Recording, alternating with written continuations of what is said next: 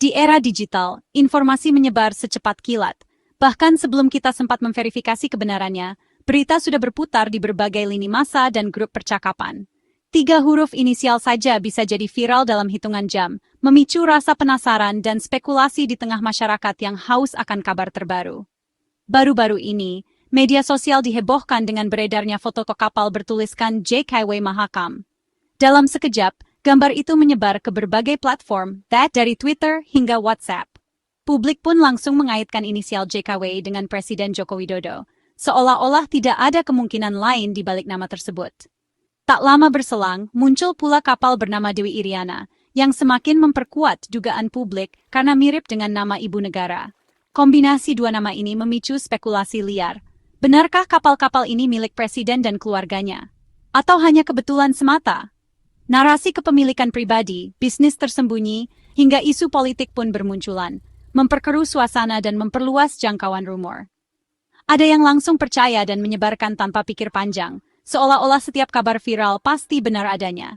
Namun ada pula yang skeptis, berusaha mencari fakta di balik sensasi, meski suara mereka sering tenggelam di tengah riuhnya dunia maya. Viralitas memang jadi pedang bermata dua, mengangkat isu ke permukaan, tapi juga menebar tuduhan tanpa dasar yang bisa merugikan banyak pihak. Isu kapal JKW pun jadi trending topik nasional, membuat semua orang menanti respons resmi dari Istana Negara. Bagaimana Presiden menanggapi namanya yang dicatut dalam pusaran spekulasi ini? Apakah akan ada klarifikasi langsung, atau justru memilih untuk membiarkan isu ini mereda dengan sendirinya? Publik pun bertanya-tanya, apakah akan ada klarifikasi, pembelaan, atau justru diam seribu bahasa dari pihak istana? Semua menanti babak selanjutnya dari drama digital ini, yang seolah tak pernah kehabisan episode baru. Inilah potret masyarakat kita hari ini, mudah terhubung, cepat bereaksi, namun juga sangat rentan terhadap disinformasi dan kabar burung. Sebuah nama kapal, yang seharusnya hanya identitas biasa, bisa berubah jadi simbol tuduhan dan kontroversi dalam sekejap mata. Drama kapal misterius ini pun terus bergulir, menanti jawaban pasti, sementara publik tetap waspada, menanti kebenaran di tengah derasnya arus informasi. Mari kita bedah lebih dalam. Bagaimana sebuah nama bisa memicu gelombang tafsir dan spekulasi di tengah masyarakat yang haus akan informasi. Di era digital, satu foto atau potongan berita saja bisa menjadi bahan bakar perdebatan tanpa akhir.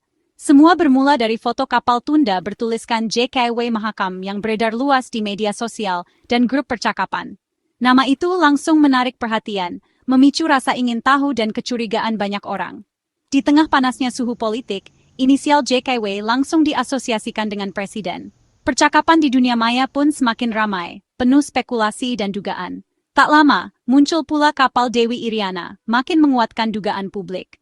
Logika warganet sederhana, dua nama yang identik dengan presiden dan ibu negara, seolah menjadi bukti keterlibatan keluarga istana. JKW dianggap sebagai singkatan dari Jokowi. Dewi Iriana adalah ibu negara, pasti milik keluarga presiden. Begitu simpel sebagian besar warganet. Asumsi ini pun menyebar tanpa kendali.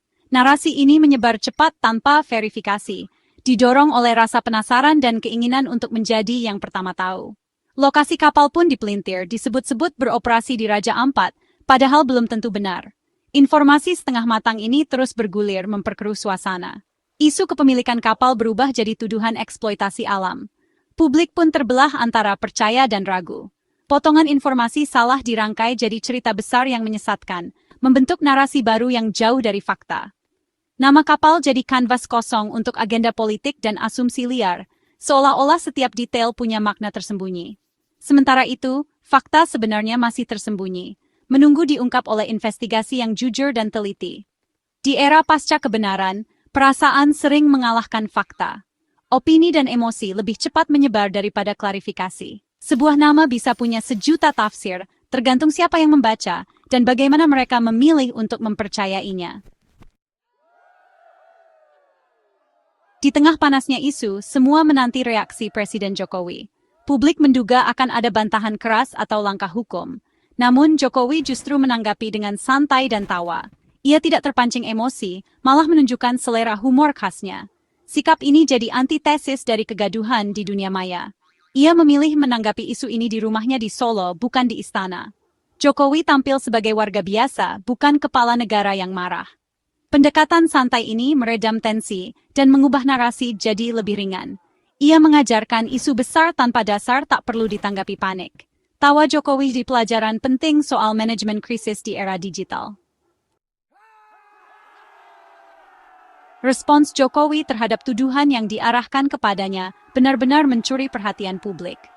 Alih-alih marah atau membalas dengan nada tinggi, Jokowi justru memilih jalur yang tak terduga. Candaan yang langsung viral di media sosial dan menjadi perbincangan hangat di berbagai kalangan. Kalau ada tulisan JKW di kapal, ya senang banget saya. Alhamdulillah punya kapal, ujarnya sambil tertawa, memperlihatkan sikap santai dan penuh percaya diri di tengah tekanan. Dengan gaya khasnya, ia membalikkan tuduhan dengan humor, seolah mengajak semua orang untuk melihat betapa absurdnya logika yang digunakan oleh para penyebar isu. Nanti ada truk bertuliskan JKW, milik saya juga, pesawat juga, alhamdulillah lagi, lanjutnya, menambah suasana menjadi semakin cair dan penuh tawa.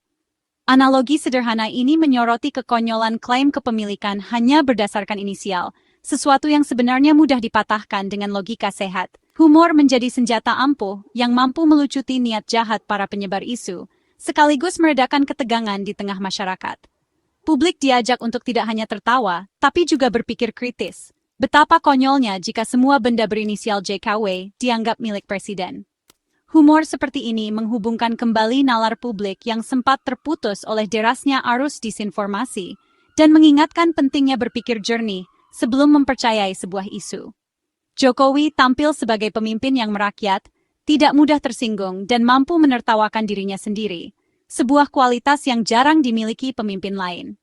Hanya pemimpin yang benar-benar yakin pada posisinya yang bisa manggapi tuduhan dengan tawa, bukan kemarahan.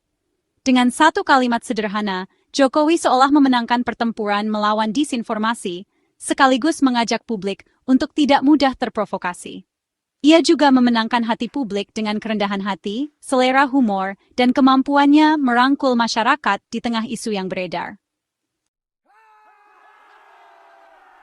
Di balik candaan, Jokowi menekankan sudah ada klarifikasi dari pemilik kapal. Sudah ada klarifikasi, apalagi yang ditanyakan, katanya. Fokus pun beralih ke fakta, bukan asumsi. PT IMC Pelita Logistik Tbk, pemilik kapal, menegaskan penamaan JKW Mahakam dan Dewi Iriana tak ada kaitan dengan tokoh publik. Penamaan kapal adalah kebijakan internal, sering memakai nama lokasi atau singkatan internal. Kemiripan nama dengan presiden dan ibu negara hanyalah kebetulan. Klarifikasi ini mendinginkan api spekulasi yang sempat membara.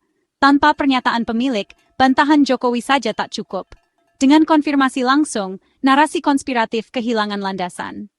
Perusahaan bertanggung jawab menjaga ekosistem informasi dengan transparansi. Klarifikasi juga membantah isu lokasi kapal. Media sosial menyebut kapal JKW Mahakam beroperasi di Raja Ampat, Papua, padahal tidak. PT IMC Pelita Logistik menegaskan kapal beroperasi di Sungai Mahakam, Kalimantan Timur. Foto dan video viral adalah dokumentasi lama yang disebarkan dengan konteks salah. Ini contoh klasik disinformasi konten asli, konteks palsu. Kesalahan lokasi menggiring opini publik ke arah yang salah.